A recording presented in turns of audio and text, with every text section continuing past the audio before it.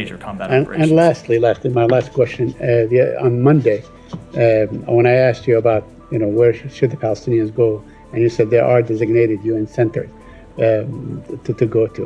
Well, apparently the spokesperson for the United Nations, Stefan Dujarric, whom you know, repudiated that yesterday, or refuted that. He said, let's be clear, there are no UN designated safe zones in Gaza. I think all my senior colleagues have been very clear, including the Secretary General, saying there are no safe places in Gaza.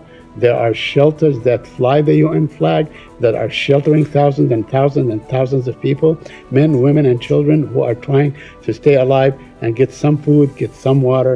We have seen since the beginning of this conflict that those places that fly the UN flag have not been safe either.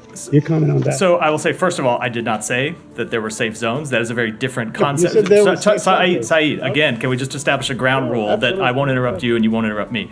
I did not say that there were safe zones. That is a different concept. We have seen earlier in this conflict the idea of safe zones. And what instead we have moved to, what we have supported, are areas that are deconfliction sites. And there are sites that are UN flagged facilities that Israel is aware where those sites are.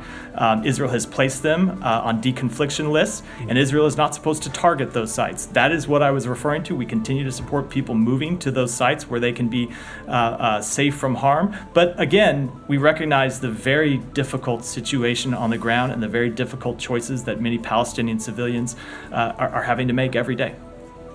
Just follow up on Yeah. that. You're making a distinction between the safe zone just- and the area deconfliction? So just to be very clear, so there has been ideas at one point of safe zones, entire areas. There's this area over near the beach, an entire area that looks more like a refugee camp that people could. You're talking I'm talking size and- about it's not just size. They're instead of like designated, it's neighborhoods where the Israel is not conducting operations. So you have seen them flag areas where they intend to conduct major combat operations, told people to leave those areas, go to other areas where they are not currently conducting operations. In addition to that, there are facilities, schools and other places, UN sites, UNRWA sites, where people are taking shelter, and those sites are on deconfliction lists and are not supposed to be struck by the Israeli army. That's what I was